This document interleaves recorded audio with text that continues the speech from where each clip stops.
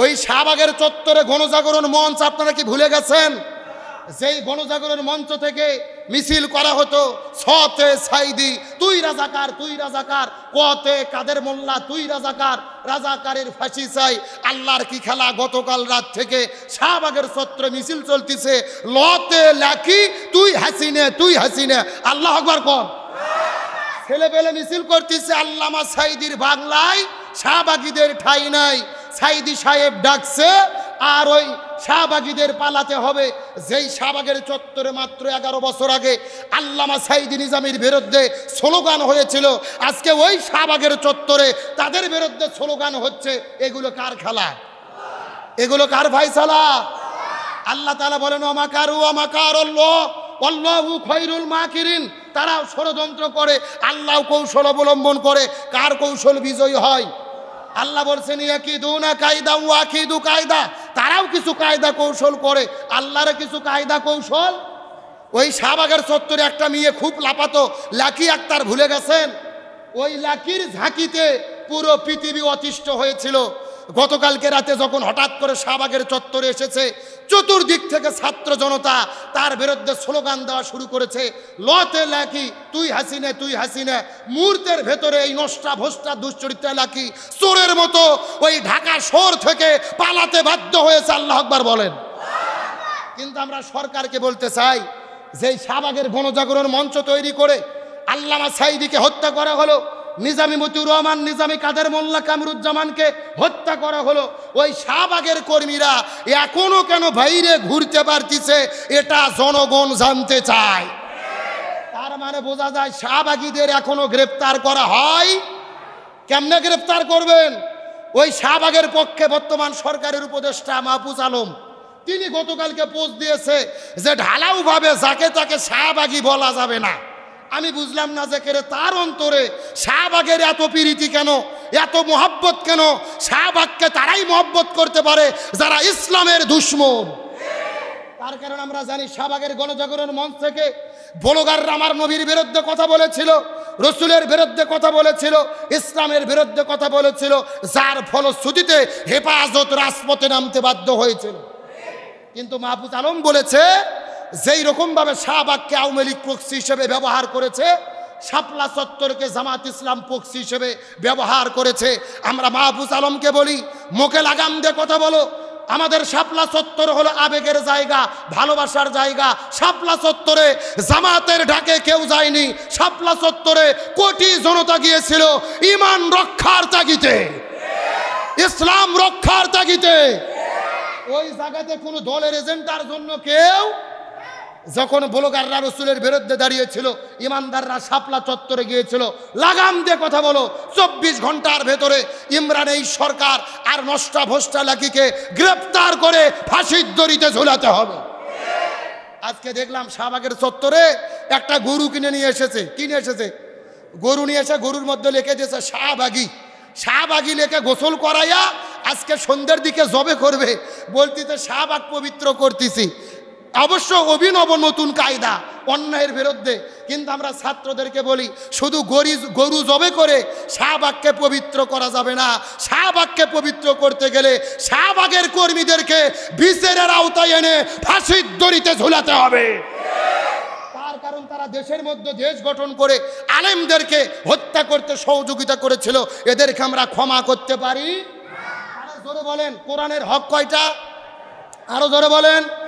1 নম্বর পড়তে হবে, 2 নম্বর বুঝতে হবে, 3 নম্বর আমল করতে হবে, 4 নম্বর কোরআনের আইন জমিনে কায়েম করতে হবে। এই 4টা কোরআনের হক আদায় করতে কি রাজি আছেন? জোরে বলেন, রাজি আছেন?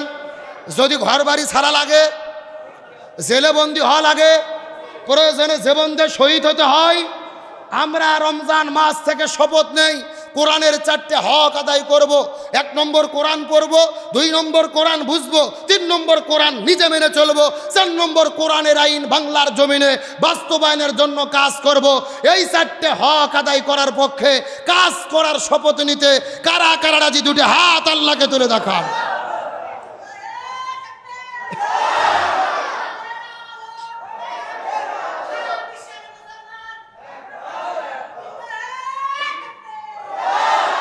আল্লাহ কবুল করুক, বলেন আমিন।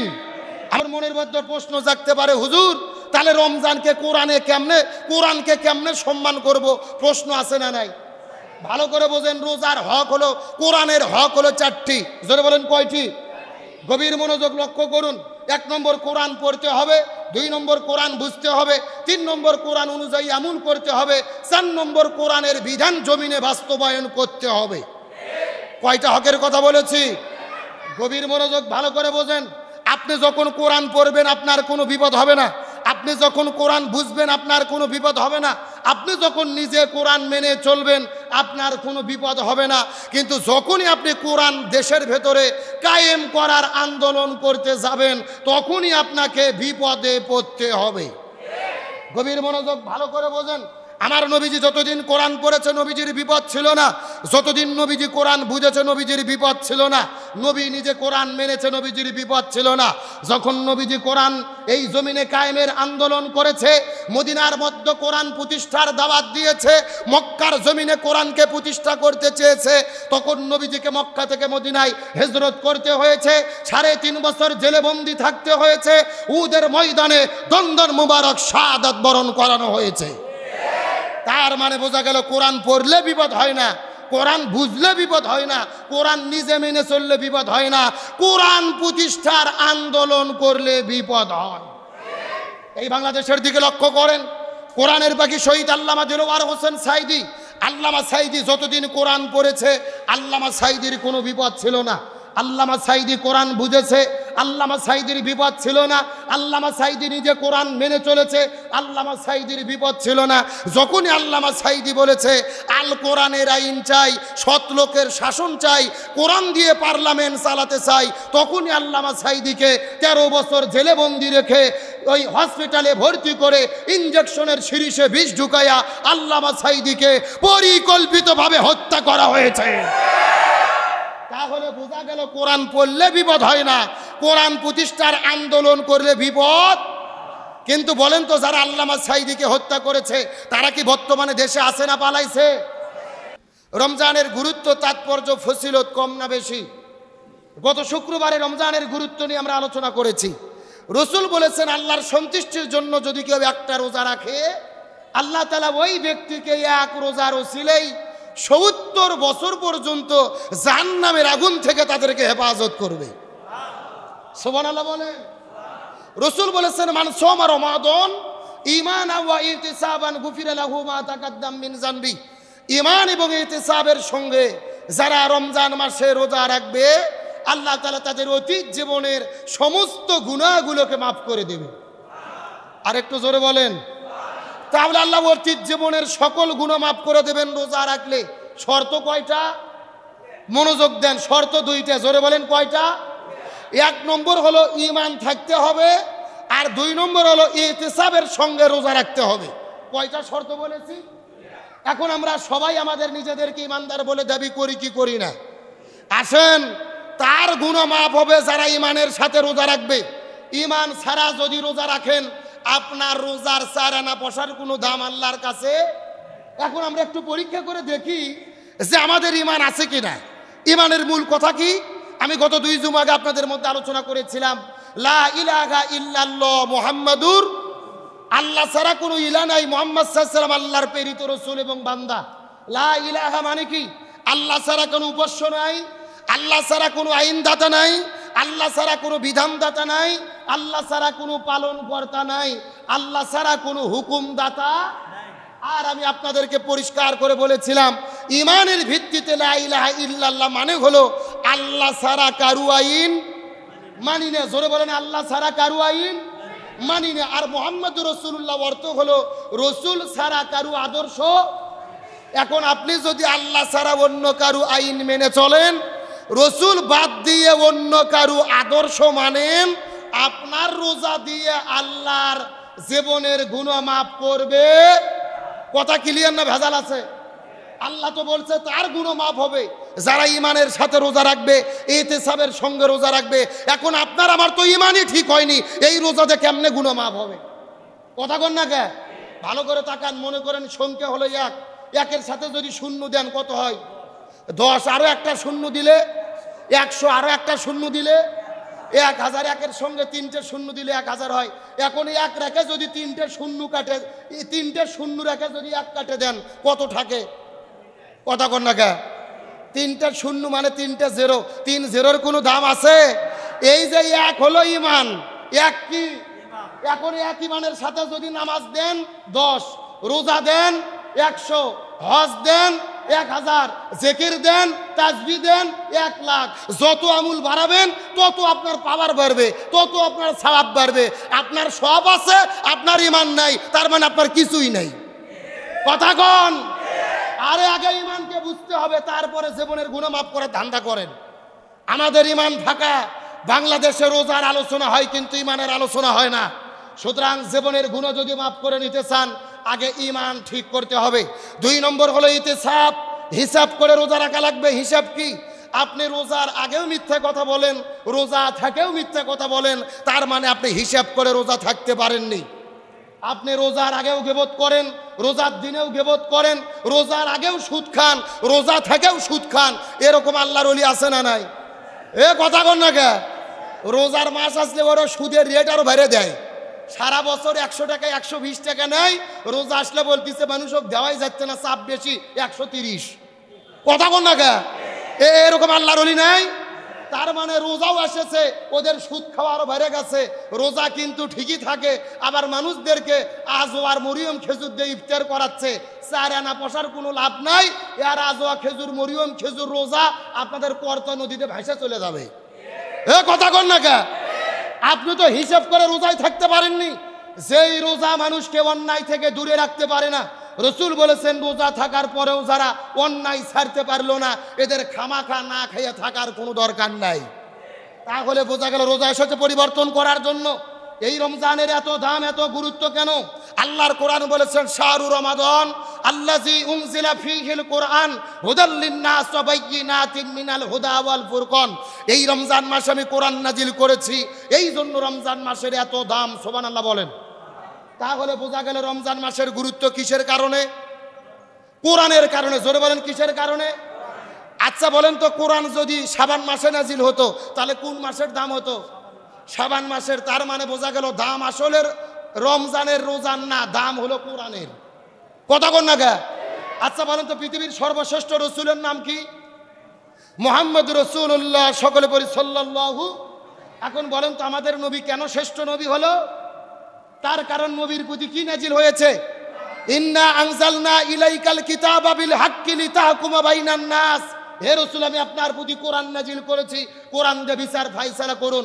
রাসূলের দাম হলো কোরআনের কারণে। এখন বলেন পৃথিবীর সর্বশ্রেষ্ঠ রাতের নাম কি? লাইলাতুল কদর। এখন বলেন লাইলাতুল কদর শ্রেষ্ঠ হওয়ার পেছনে কারণ কি? আল্লাহ বলতেছেন ইন্না আনজালনাহু ফি লাইলাতিল কদর। এই লাইলাতুল কদর আমি কোরআন নাজিল করেছি। তার মানে বোঝা গেল দাম লাইলাতুল কদরের না, দাম হলো কোরআনের। ভালো করে মনোযোগ, গভীর মনোযোগ লক্ষ্য করুন। আমি আপনাদেরকে এতক্ষণ পর্যন্ত বোঝানোর চেষ্টা করতেছি লাইলাতুল কদরের দাম কোরআনের কারণে, রমজানের দাম কোরআনের কারণে, রসুলের দাম হলো কোরআনের কারণে। সুতরাং ওই কোরআনকে বাদ দিয়ে যারা রোজাকে দাম দেবে, যারা লাইলাতুল কদরকে দাম দিতে যাবে, তারা এই রমজানের লাইলাতুল কদরের গুরুত্বর মহত্ব বুঝতে পারেনি। এখন আপনাদের কাছে আবার প্রশ্ন, কোরআনের কারণে যদি রসুল সম্মানিত হয়, কোরআনের কারণে যদি রমজান সম্মানিত হয়, ওই কোরআন যদি আমরা মেনে চলি সম্মানিত হব কি হব না? এখন রমজান মাস এসেছে, আমরা যদি রমজানকে সম্মান দিতে না পারি, সারানা পয়সার কোনো লাভ নাই। রমজানকে কেমনে সম্মান দান করব? গভীর মনোযোগ। মনে করেন আপনাদের সাজাপুর গ্রামের 300 জন বরযাত্রী বিয়ে খাইতে গেছেন। বর কয়টা? একটু কথা বলেন, বর কয়টা? এখন একটা বরের সাথে বিয়ে খাইতে গেছেন মাঝিরা, দেড়কেমারি পাড়া। ওখানে যাওয়ার পরে আপনাদের 300 জনকে মুরগি রোজ দেশে, গোস্ত ভুনো দেশে, সব কিছু খাবার রেডি, কিন্তু বরকে খাবার দেয়নি, দড়ি দিয়ে গাছের সঙ্গে বাঁধে রাখছে। আপনারা 300 জন লোক খাবার পরে সম্মানিত নাকি অসম্মানিত? এখন 300 জন বরযাত্রীকে খাবার দেশে, কিন্তু বর কি করছে? এখন বলেন তো আপনারা 300 জন বরযাত্রী কি সম্মানিত নাকি অসম্মানিত? আপনারা 300 জন তো সম্মান পাইছিলেন বরের কারণে, তে বরকে যদি বাঁধে রাখে আপনাদের কিসের সম্মান? একই রকম ভাবে গভীর মনোযোগ, রমজানের সম্মান হলো কোরআনের কারণে। ওই কোরআনের বিরুদ্ধে দাঁড়িয়ে, কোরআনকে বাদ দিয়ে রমজান মাসের রোজা রেখে 4 আনা পয়সার কোনো লাভ হবে না। একবার প্রিয় মুসল্লি ভাইরা শোনেন, এই কথা আমি কেন বললাম, কারণ হলো রমজান মাস শুধু রোজা রাখার জন্য আসে নাই, রমজান এসেছে কোরআনকে বিজয়ী করার জন্য। সুবহানাল্লাহ বলেন। কোরআনকে কি করার জন্য? তার বাস্তব প্রমাণ রমজান মাসে আমার নবীজি 16 দিন রোজা রাখলেন। জোরে বলেন কয়দিন? 17 রমজান সকালবেলা নবীজি ঘুম থেকে ওঠার পরে কিছুক্ষণ পরে রোজা ভেঙে ফেললেন, খেজুর খাইলেন, পানি খাইলেন। সাহাবীদেরকে বললেন তোমরাও রোজা ভেঙে ফেলো। সাহাবীরা বলতেছে ইয়া রাসূলুল্লাহ, এটা কেমন কথা বললেন? আপনি না 3 দিন আগে ওয়াজ করলেন একটা রোজার এত দাম, ইচ্ছা করে যদি কেউ একটা রোজা ছেড়ে দেয় লাগাতার 60টা রোজা রাখতে হবে, আবার যদি একটা রোজা ছেড়ে দেয় আবার লাগাতার 60টা রোজা রাখতে হবে, আপনি কেন রোজা ছাড়তে বললেন? রসুল বলতেছে বেশি বোঝার চেষ্টা করো না, ওয়ামা আতাকুমুর রসুলু ফাখুযুহু ওয়ামা নাহাকুম আনহু ফান্তাহু। আমি নবী যা বলি তা তোমরা করো, যা করতে নিষেধ করি তা থেকে দূরে থাকো। আবু জেল মদিনে আক্রমণ করেছে, আর বসে থাকা যাবে না, এখন রোজা ভেঙে আবু জেহেলের মোকাবেলা করতে হবে। আল্লাহু আকবার বলেন। তার মানে বোঝা গেল রোজা রাখা ইবাদত, কিন্তু রোজার চাইতেও দামি ইবাদত প্রয়োজনে রোজা ভেঙে এই জমিনে দ্বীন কায়েমের আন্দোলন করা। গভীর মনোযোগ, ভালো করে বোঝার চেষ্টা করবেন। আল্লাহ তাআলা সূরা বাকারার মধ্যে আমাদের জন্য রোজাকে ফরজ করেছেন। আল্লাহ বলেন কুতিবা আলাইকুমুস সিয়াম, রমজান মাসে রোজা ফরজ করলাম। একই সূরার ভেতরে একই কায়দায় আল্লাহ 3টা বিধান দিয়েছে। জোরে বলেন কয়টা? 1 নম্বর কুতিবা আলাইকুমুস সিয়াম, 2 নম্বর কুতিবা আলাইকুমুল কিসাস, 3 নম্বর কুতিবা আলাইকুমুল কিতাল। 1 নম্বর সিয়াম ফরজ, 2 নম্বর জিয়াদ ফরজ, 3 নম্বর কোরআনের বিধান, কোরআন দিয়ে শাস্তি দিতে হবে। হাতের পরিবর্তে হাত, পায়ের পরিবর্তে পা, চোখের পরিবর্তে চোখ, এই বিচার বাস্তবায়ন করতে হবে। কার কথা? ভালো করে বোঝেন। আল্লাহ একবার বলছেন রোজা রাখো, 60 বছর ধরে আমরা রোজা রাখি, প্রত্যেক বছর 30 দিন রোজা রাখি, অথচ আমরা যদি বলি এই জমিনে জিয়াদ করা লাগবে, কিছু মানুষের শরীরে চুলকনি শুরু হয়। কথা কন না গা? তার কারণে ওর কাছে রোজা ভালো লাগে, ইফতার ভালো লাগে, তারাবি ভালো লাগে, কিন্তু জিহাদ ভালো লাগে না। ভালো করে বোঝেন। হযরত আব্দুল্লাহ ইবনে মাসউদ, হযরত আব্দুল্লাহ ইবনে আব্বাস রাদিয়াল্লাহু তাআলা আনহুমা, তারা দুইজনে মিলে একটা ব্যাখ্যা দিয়েছেন। তারা বলেছেন একই সূরার ভেতরে, একই আয়াতের ভেতরে, একই কায়দায় যদি 2টা বিধান থাকে, কেউ যদি একটা বিধান মানে আর একটি না মানে, তাহলে উভয় বিধানটি সে মানেনি বলে গণ্য হবে। কথা কি বুঝেছেন?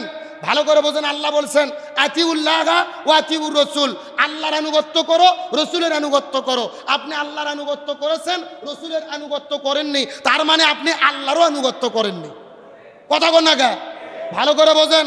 আল্লাহর কোরআন বলেছেন ওয়াকাদা রাব্বুকা আল্লা তা'বুদু ইল্লা ইয়্যাহু ওয়া বিল ওয়ালিদাইনি ইহসান, তোমরা আল্লাহর ইবাদত করো, তারপরে পিতামাতার খেদমত করো। আপনি আল্লাহর ইবাদত করেছেন, পিতামাতার খেদমত করেননি, তার মানে আপনি আল্লাহরও ইবাদত করেননি। আল্লাহ বলছেন আকিমুস সালাহ ওয়া আতুজ যাকাত, নামাজ কায়েম করো, যাকাত প্রদান করো। আপনি নামাজ পড়েছেন কিন্তু যাকাত দেননি, তার মানে আপনি নামাজও পড়েননি। এখন আসল কথায় আসেন। কুতিবা আলাইকুমুস সিয়াম, আপনি রোজা পালন করেছেন। কুতিবা আলাইকুমুল কিতাল, আপনি জিয়াদ করেননি, জিয়াদের পক্ষে ছিলেন না, জিয়াদের কথা বললে তার বিরোধিতা করেছেন, তার মানে আপনি রোজাও রাখেননি। আপনার রোজার 4 আনা পয়সার দাম আল্লাহর কাছে নাই।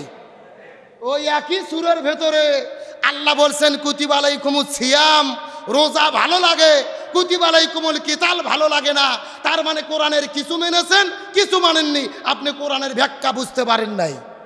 গভীর মনোযোগ, ভালো করে বোঝেন। শেষ কথা, আমার নবীজির চাচা সাহাবী হযরত হানজালা রাদিয়াল্লাহু তাআলা নতুন বিবাহ করার পরে বউটাকে নিয়ে বাসর ঘরের মধ্যে গেছেন। উহুদ যুদ্ধের দামামা বেজে উঠলেন। হযরত হানজালা রাদিয়াল্লাহু তাআলা বাসর ঘরে বউ রেখে যুদ্ধ করার জন্য জিহাদের ময়দানে চলে গেলেন। যুদ্ধ করতে চলে গেছেন, তার ফরজ গোসল বাকি ছিল। একদিকে ফরজ গোসল বাকি, আর একদিকে 3 ওয়াক্ত ফরজ নামাজ কাজা করেছে। কয় ওয়াক্ত বলেন? জিহাদ করতে করতে শহীদ হয়ে চলে গেলেন। হানজালার স্ত্রী রাসূলের কাছে যাওয়ার পরে বলে ইয়া রাসূলুল্লাহ, আমার স্বামী শহীদ হয়েছে, ফরজ গোসল বাকি ছিল, আপনি গোসলের ব্যবস্থা করে দেন। আমার নবী সাহাবীদেরকে বললেন, হানজালাকে খোঁজো। হানজালাকে খুঁজে পাওয়া যায় না। নবীজি কান্না করতে করতে সিজদায় চলে গেলেন।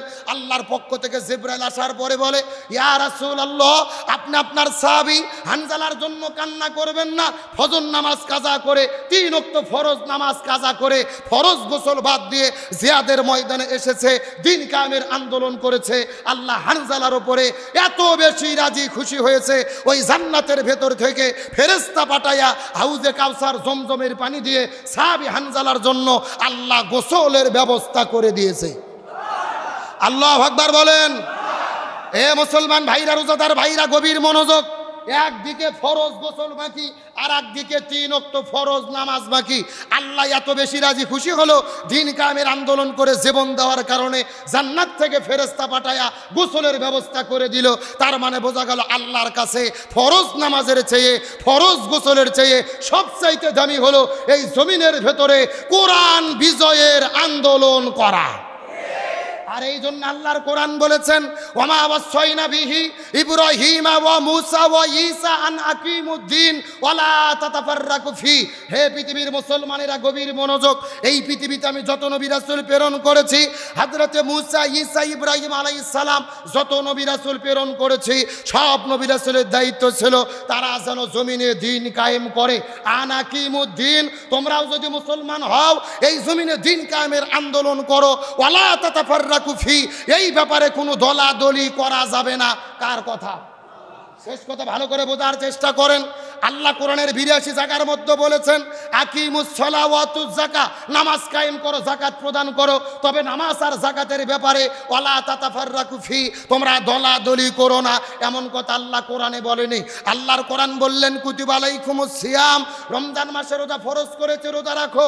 তবে রোজা রাখার ব্যাপারে ওয়ালা তাতাফাররাকু ফি, দলাদলি করা যাবে না, এমন কথা আল্লাহ কোরআনে বলেনি। আল্লাহর কোরআন বলেছেন, ওয়ালিল্লাহি আলান নাসি হিজ্জুল বাইত, যদি তোমাদের সামর্থ্য থাকে হজ করো, তবে হজের ব্যাপারে ওয়ালা তাতাফাররাকু ফি, দলাদলি করো না, এমন কথা আল্লাহ কোরআনে বলেনি। কিন্তু আল্লাহর কোরআন বললেন, আনাকিমুদ্দিন, তোমরা দিন কায়েম করো, ওয়ালা তাতাফাররাকু ফি, এই ব্যাপারে কোনো দলাদলি করো না।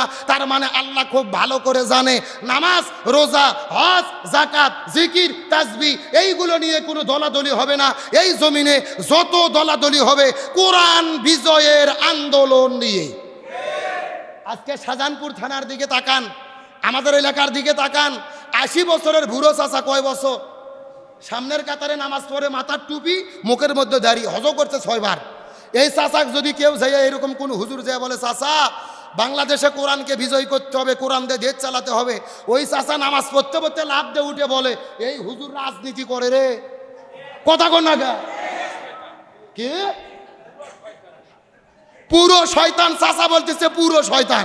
আল্লাহু আকবার কোন? তার মানে ওর কাছে নামাজ ভালো লাগে, হজ ভালো লাগে, যাকাত ভালো লাগে, কিন্তু আল্লাহর জমিনে আল্লাহর দ্বীন কায়েম ভালো লাগে না। একেবারে সোজা কথা, যার কাছে নামাজ, রোজা, হজ, যাকাত ভালো লাগে, কিন্তু আল্লাহর জমিনে আল্লাহর দ্বীন কায়েম ভালো লাগে না, এরাই হলো টাটকা মুনাফিকের গোষ্ঠী।